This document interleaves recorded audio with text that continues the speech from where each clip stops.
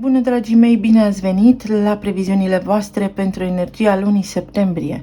Acestea se aplică tuturor celor care au soarele, luna și ascendentul în Capricorn.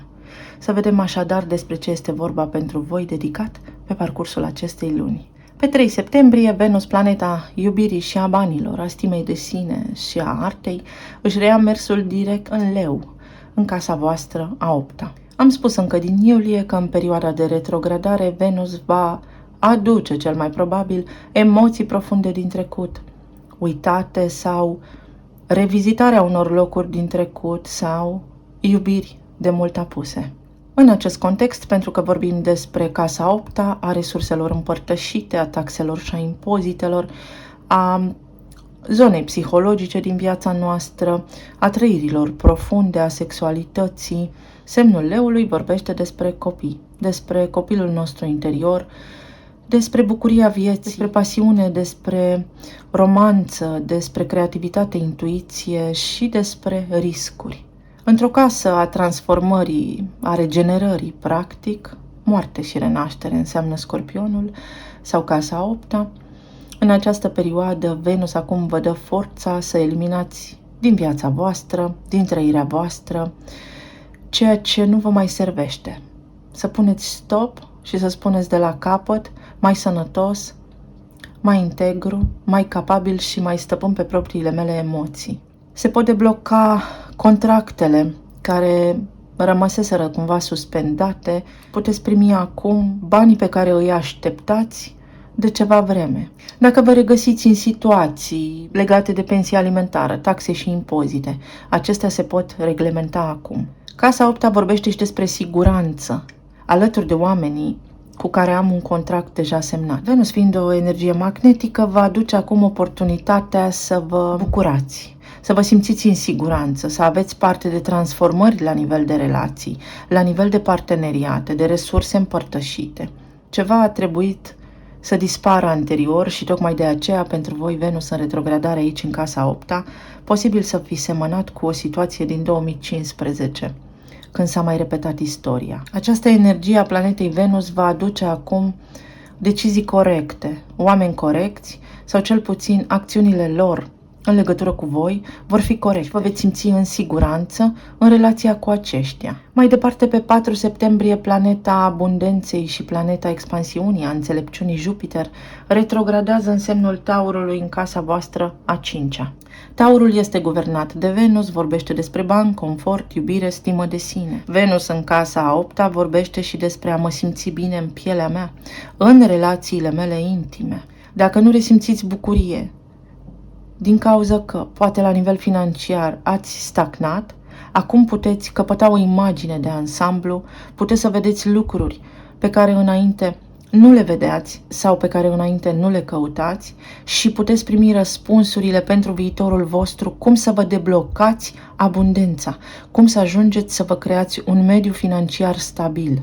Unii dintre voi veți fi chemați la apel, metaforic vorbind, prin a studia mai mult, prin a obține niște certificări, prin a obține niște autorizații care să vă susțină viitorul, afacerea, serviciul sau relația de cuplu. Aici, în casa 5-a, se regăsește și Uranus în perioada de retrogradare și el vine cu șocuri, cu acel impuls de a ne trezi.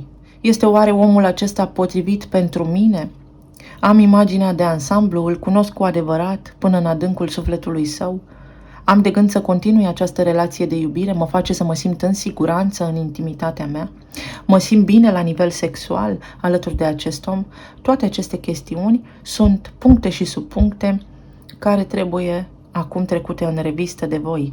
Trebuie conștientizare pentru a vă vindeca. Există o corelare între ceea ce trăiți în relația voastră și copilul vostru interior, sau cum erați voi în copilărie, ceea ce ați văzut și ați învățat încă de pe atunci. Poate unii dintre voi ați atras în viața voastră parteneri care s-au bazat foarte mult pe partea financiară sau nu aveau niciun fel de ambiție, nu aveau niciun pic de stabilitate și se complăceau foarte mult în zona de confort.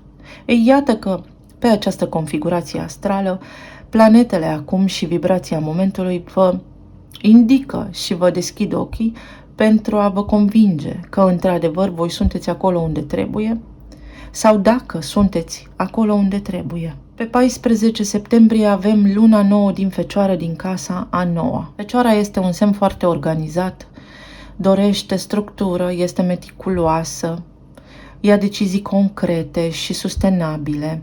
Este un semn prin care noi suntem în serviciu celorlalți. Iar casa noua este una spirituală, este o casă care ne transformă pe noi din student în profesor, este o casă care ne deschide orizontul către credință, dar și către educație înaltă, către a ne perfecționa într-o anume zonă din viața noastră. Fecioara înseamnă contabilitate, înseamnă medicină, înseamnă agricultură și casa nouă mai înseamnă și străinătate, distanțe lungi sau oameni care au legătură cu străinătatea. Iar luna nouă înseamnă un nou drum.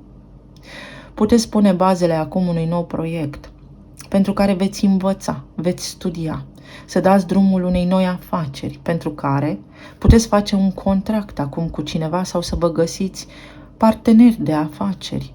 Va fi sustenabilă și de viitor, da, pentru că ceea ce puteți face acum este să fie înspre binele vostru, dar și al celorlalți cel mai înalt și veți avea un succes teribil.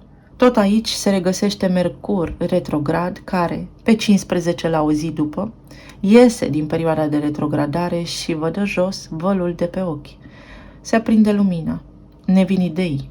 Vedem acum cu claritate ce avem de făcut pentru viitorul nostru, pentru o nouă profesie, pentru o reconversie profesională, pentru faimă, da, unii dintre voi, iar pentru alții dintre voi, modalitatea în care chemarea sufletului vostru vă împinge să acționați la nivel social.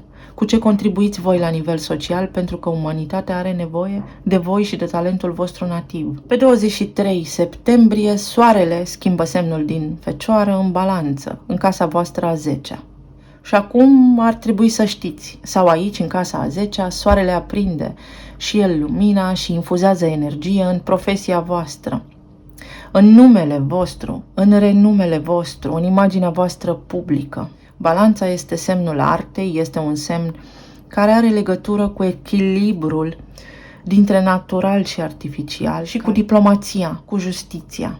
Iar soarele aici vă spune, da, ceea ce tu plănuiești este corect, sau cel puțin așa ar trebui să fie, la o vibrație înaltă.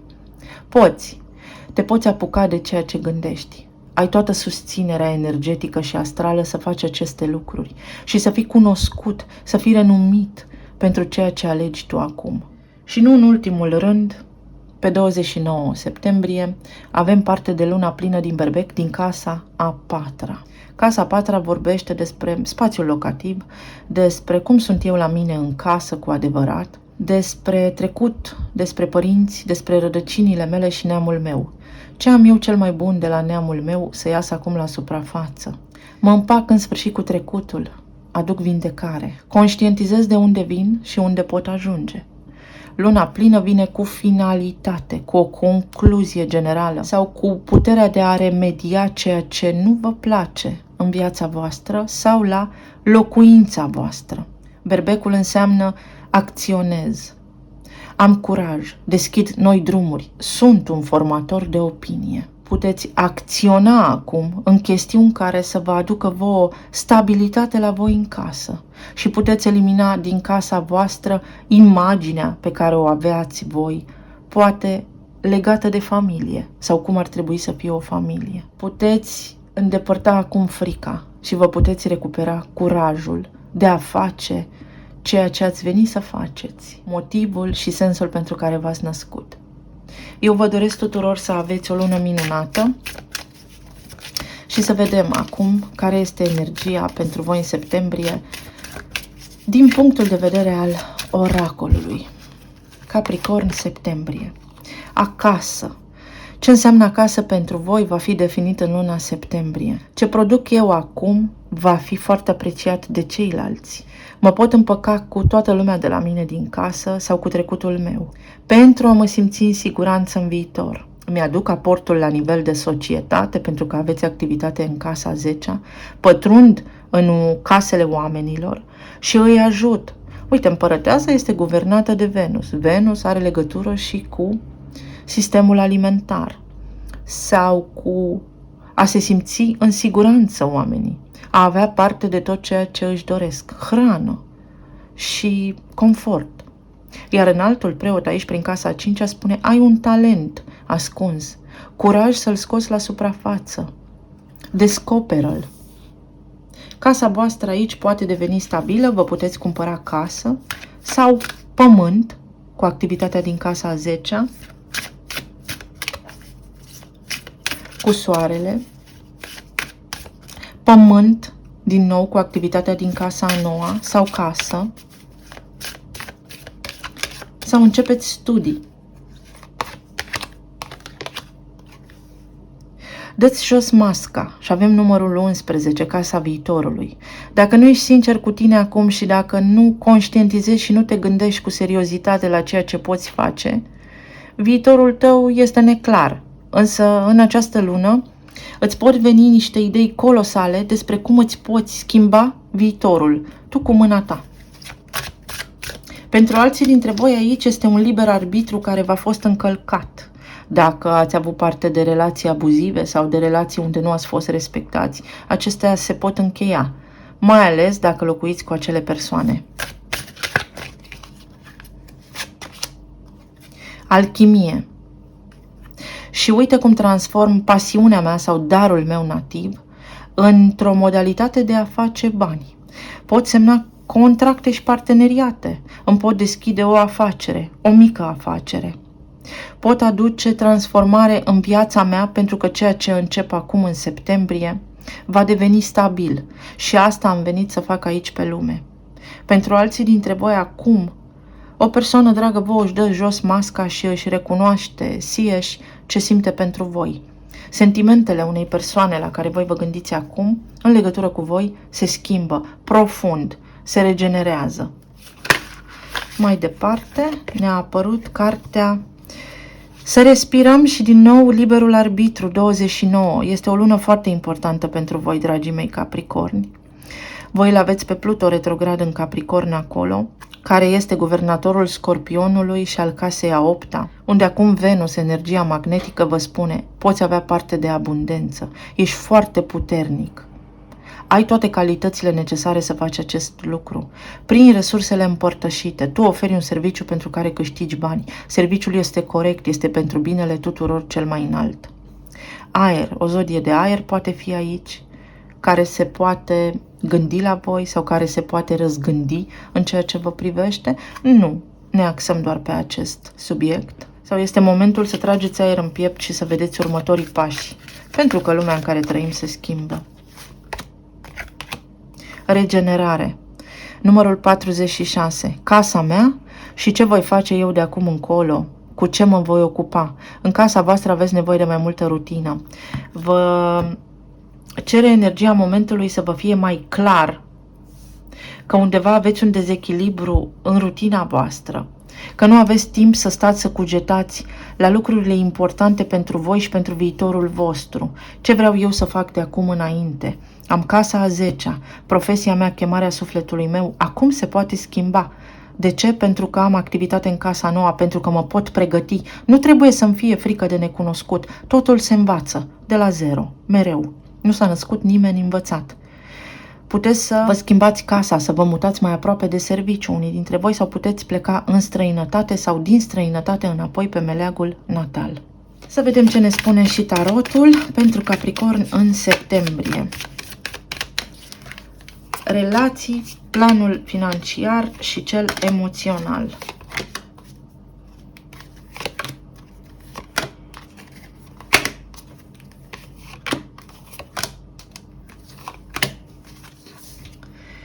În relațiile voastre, extraordinar. Din nou transformarea și din nou casa a 8-a. Deși avem aici moartea 13, este un număr cu o vibrație energetică foarte puternică. Este trecerea la următorul nivel. Acolo unde înțeleg că lumea din care fac parte este mai mult de atât și mă pregătesc în consecință pentru un nou drum, dar având în vedere și acest aspect. Alții dintre voi vă regăsiți pasiunea în relații sau aveți curaj să vă îndepărtați de o persoană care nu vă tratează cu respect. Pentru alții dintre voi sunteți la depărtare, poate divorțați și vă unesc doar copiii. Iar acest lucru, gândul vostru la acea persoană, ar trebui să se oprească aici, să rămâneți la ideea că sunteți doar părinții copiilor voștri și atât. Pentru alții dintre voi, în relație aici, cred că o luați de la capăt, într-o altă direcție. Este ceva ce nu vă convine și nu vă place.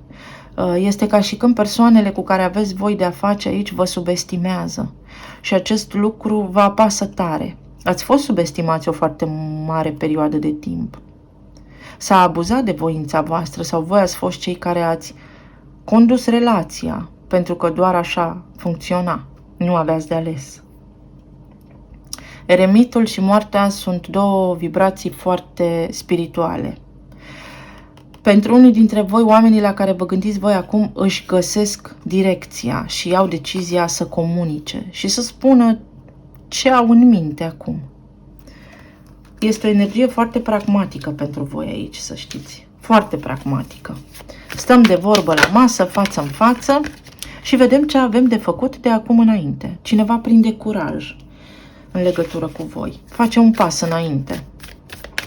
Aici este o pasiune. Unii dintre voi, dacă sunteți singuri, puteți să descoperiți că cineva care a mai fost implicat într-o căsnicie, este divorțat sau divorțată, are și copii, vă place. Pentru cei care sunteți în relații stabile, a domnit așa asupra voastră poate o idee, un plan pe care îl puteați face, dar vă era teamă să începeți ceva alături de omul vostru drag și acum este ocazia. Iar pentru cei care sunteți separați, aici există o scânteie, există o posibilitate să vă recunoașteți reciproc ceea ce simțiți unul pentru celălalt.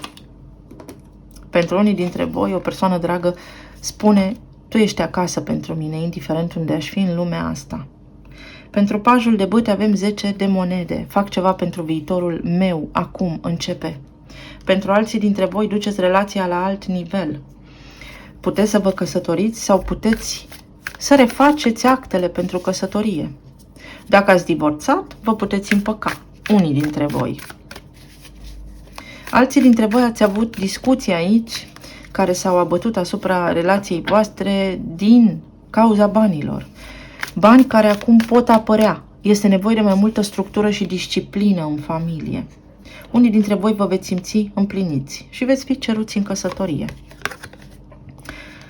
Eremitul spune: mi-e teamă că se scurge timpul prin temperanța. Însă, temperanța vorbește despre casa întâi, adică despre tine în mod direct, și despre casa patra. În sfârșit te văd, în sfârșit îmi dau seama că tu ești stabil, ești omul stabil cu care eu vreau să locuiesc în casă de acum înainte. Și casa cincea, hai să pornim la drum din nou cu pași mici, ca de copil, dar convinși că este ceea ce trebuie. Cei care sunteți singuri acum, ați intrat într-o panică de timp. Nu mai am timp, pentru mine este deja târziu. Și este important să îndepărtați această credință din viața voastră, pentru că timpul este relativ. Ne putem bucura de momentul prezent oricând. Pentru alții dintre voi, cineva a tăcut și a tăcut din cauza că trecea prin niște lucruri foarte profunde, a avut parte de niște experiențe foarte profunde, unii dintre ei posibil și cu alcoolul, și au căutat să se vindece, sau pentru că pur și simplu i-a lovit viața de așa natură încât n-au mai știut cine sunt și ce caută în lumea asta. Iar moartea aduce un paș de spade, o discuție. Pentru cei care sunteți singuri, puteți cunoaște pe cineva printr-o discuție banală, puerilă. Pentru cei care sunteți căsătoriți, faceți planuri. Chiar dacă sunteți singuri și voi, puteți să faceți planuri, vă regenerați. Iar pentru cei care sunteți separați, puteți discuta acum pentru că a venit timpul. Despre ce vorbește 10 de monede?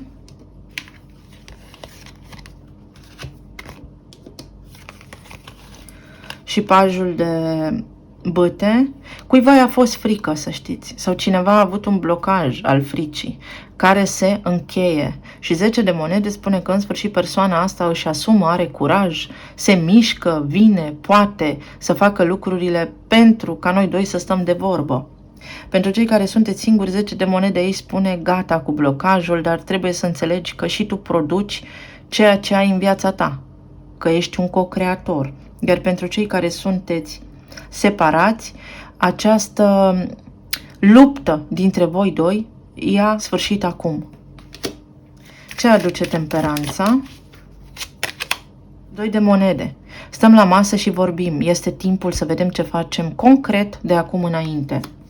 Și pajul de spade ce aduce? Moartea, transformarea. La nivel de relații pentru voi, dragii mei, în această lună, o luați de la început, vă regenerați. Trebuie să vă acordați timp, să vă lăsați timp, să luați toate experiențele pe care le-ați avut înainte, să vedeți, poate unora dintre voi, de ce nu v-a funcționat relația și să fiți sinceri cu voi. Veți găsi răspunsurile în această lună și relațiile voastre se vor regenera.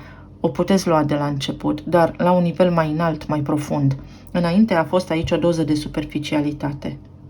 Iar această idee despre lumesc și rânduială cumva trebuie îndepărtată, pentru că suntem mai mult de atât, suntem și suflete, să ne privim și așa. Să vedem ce spune și oracolul iubirii. Decizii importante pentru voi în relații. Țineți mintea deschisă. Sufletul tău pereche poate să difere, să fie diferit față de cum tu ți l-ai imaginat. Este bine să renunți la așteptări și să lași cale liberă universului să aducă în viața ta persoanele potrivite sau persoana potrivită ție. Să ții mintea deschisă. Adică să nu vă mai faceți așteptări și nici imagini și nici scenarii în minte, pentru că nu știm niciodată cel de lângă noi ce gânduri are și ce apăsări.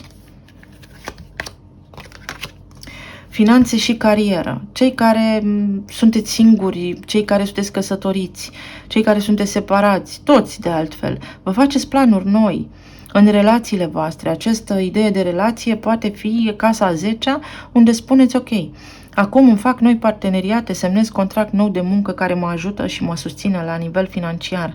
Sau factorul financiar a fost important înainte în relația voastră sau a fost mărul discordiei. De aici au pornit problemele voastre. Acestea se pot rezolva acum, de îndată ce sunteți sinceri și de îndată ce vedeți că de fapt nu despre bani era vorba. Era o luptă care are legătură cu modul în care v-a fost vouă cartografiat creierul până la 7 ani. Fiecare a venit în relație cu convingerea proprie. Și acolo a apărut conflictul. Însă veți depăși această provocare. Puteți vorbi, puteți discuta și puteți face pace cu oamenii dragi aici. La nivel de plan financiar, aveți o luptă internă, aveți niște planuri, niște idealuri la care visați, dar pe care să știți că nu le puneți în practică. Rămâneți la nivel de teorie. Aveți puterea să puneți în practică lucrurile la care visați voi și mai ales acum când Jupiter vă este retrograd în casa a 5-a, care vorbește despre bucuria sufletului, în perioada aceasta vă vin idei noi, vă ies la suprafață dorințele pe care Jupiter vă îndeamnă aici să le puneți în practică, să treceți la treabă, la următorul pas. Unora dintre voi, în sfârșit, vă vine răspunsul pe care îl așteptați. Vă doriți un nou serviciu? Aici este la distanță, la depărtare, în străinătate. Puteți să vă relocați dacă asta vă doriți. Alții dintre voi aveți niște provocări, niște lucruri care vi se cuvin, au întârziat să vină la voi. Acum se poate remedia această provocare pentru că magicianul materializează. Iar alții dintre voi, pentru a ajunge acolo unde vă doriți, este nevoie să faceți un curs, să obțineți o diplomă, o calificare, o certificare, ceva de genul acesta. Ce luptă interioară aveți voi aici? Poate la serviciu nu obțineți ce vă doriți. Mai aveți un pic de răbdare, respirați și înțelegeți că se poate rezolva. 5 de bâte ce aduce? Moartea, transformarea. Vă veți putea îndeplini o dorință, veți putea rezolva chestiunile financiare, dar prin a fi sinceri, prin a vedea ce vă împiedică cu adevărat. Ce aduce magicianul? Pajul de monede. Nu credeți că sunteți suficient de capabili. Nu găsiți modalitatea prin care să puneți în practică lucrurile sau nu treceți la fapte, pentru că asta este energie de pământ. Rămâneți la nivel de teorie și de ideal. Pentru alții dintre voi obțineți niște bani în plus. Nu știți vorba puțini, dar buni? Da, poate nu fi o sumă foarte mare, dar este ceea ce aveți nevoie în acest moment. Faetonul. Aveți toate șansele să obțineți ceea ce vă doriți și să începeți să vă clădiți un viitor mai bun la nivel financiar. Vi se întorc niște bani, primiți niște bani, faceți rost de niște bani. Nu sunteți abandonați, nu sunteți privați aici de pâinea cea de toate zilele, tot timpul veți rezolva cumva, trebuie doar să vă deschideți mintea și să înțelegeți că banii sunt o energie, banii sunt parte din noi ca și energie, este doar o frecvență în care dacă voi aveți încredere, îi puteți obține. Vin la voi banii de care aveți voi nevoie. La nivel emoțional, 10 de spade, regele de bâte, 2 de cupe și regele de monede. Pentru unii dintre voi tare vă doriți așa să vă așezați la casa voastră cu cineva și acest lucru se poate îndeplini. Pentru alții dintre voi ați avut aici un partener egotic, plin de sine, care se vedea doar pe el și acum se poate schimba. Pentru alții dintre voi, deși sunteți diferiți, întâlniți pe cineva posibil în această lună cu care să începeți o relație stabilă. Este ideea reciprocității aici. În sfârșit cineva mă place sau în sfârșit cineva se hotărăște și vine către mine și aud ceea ce voiam să aud eu.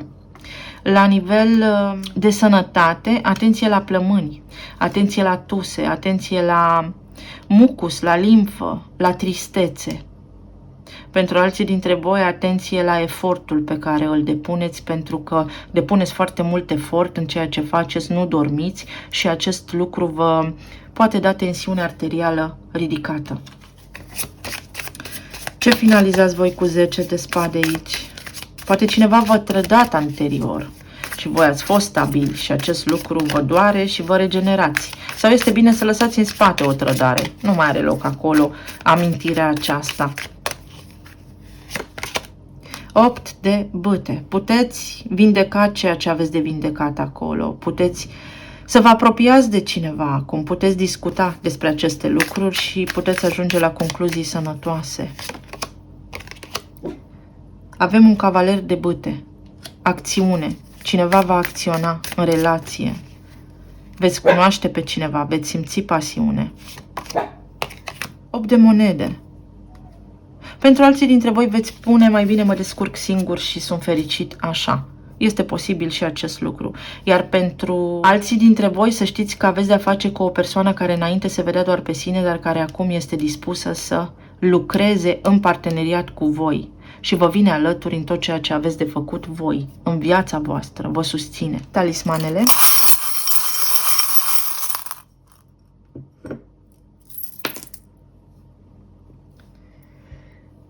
Un sigiliu, un document, o afirmație care vă bucură sufletul despre iubire, legată de iubire.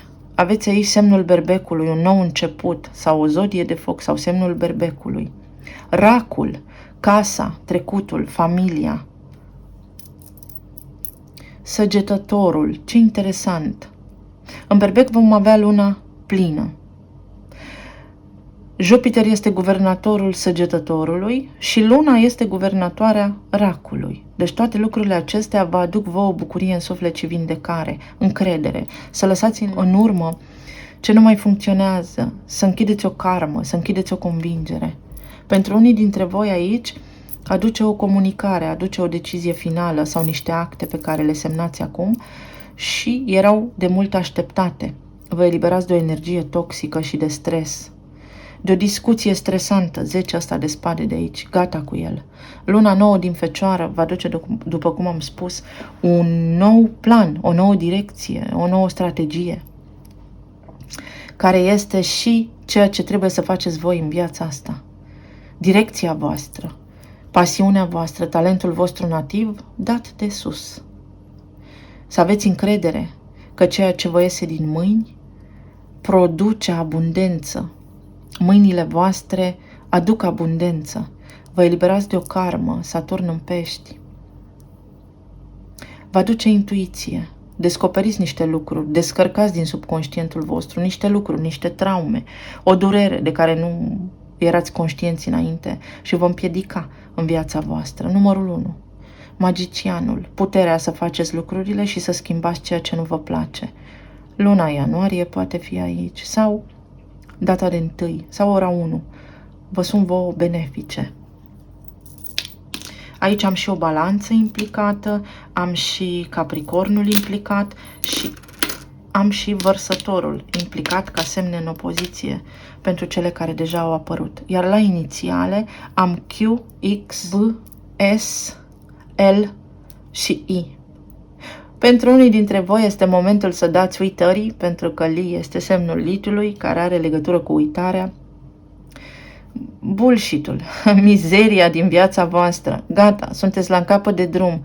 Nu sunteți o victimă, dați-vă jos masca, vedeți cât de puternic sunteți și o luați de la început, acolo unde vă este locul și alături de oamenii potriviți vouă. Pentru că uite ce vă așteaptă. Bliss, binecuvântări din toate părțile vin aici pentru voi. Voi veți fi binecuvântați și voi veți fi o binecuvântare în viața celorlalți. Aveți nevoie de un plan, vă faceți un plan sau este vremea să faceți un plan foarte bun pentru viitorul vostru. Vă îmbunătățiți relația cu frații sau frații aici, neamul. Este în discuție. Atenție care sunt asemănările dintre voi și frații voștri, rudele voastre. Este ceva ce nu funcționează aici, faceți pace, mergeți mai departe sau ajungeți, nu știu, dacă v-au trădat cumva, nu știu ce înseamnă această trădare, atunci vor depune un efort să-și ceară scuze. Vă împăcați cu cineva, cu o rudă. Reușiți să vă achitați niște facturi restante. Atenție la sănătate, da? Uite, aici am pe cineva dintr-un stat sau ceva ce are legătură cu statul. Am Illinois din Statele Unite sau am ceva legat de stat, instituții financiare, instituții guvernamentale, chestiuni de genul acesta legale, pentru că aveți casa nouă. Acum se mișcă lucrurile, obțineți niște rezultate, se deblochează drumul. El, pentru el, cu el, în legătură cu el. Ceva de genul acesta. Unii dintre voi trebuie să vorbiți mai încet și mai clar. Poate rezonați cu mesajul acesta. Sau să spuneți cu mai multă claritate ceea ce vreți. Alții dintre voi, atenție la stomac, la microbiom. Casa 6 a Fecioarei. Casa sănătății, casa rutinei, casa drumurilor pe care le parcurg eu în fiecare zi și casa mentorilor. Vreți să faceți ceva? Ok, apelați la cineva care este specialist în domeniul la care vă gândiți voi acum. Este nevoie să vă odihniți, este nevoie să aveți grijă la echilibrul dintre muncă și casă, dintre odihnă și acțiune. Atenție la sănătate mentală, psihică. Iar unii dintre voi vă schimbați mașina sau atenție la mașină. Aici am și îndrăgostiți o alegere în relație. Este timpul, odată și pentru totdeauna, trebuie să iau o decizie. Fie lasă în urmă ceva, fie acum este timpul să ierți și să merg mai departe. Și cam atât, dragii mei. Vă doresc tuturor să aveți o lună minunată, plină de realizări și să fiți bine. Să ne reauzim cu bine data viitoare. Pa, pa!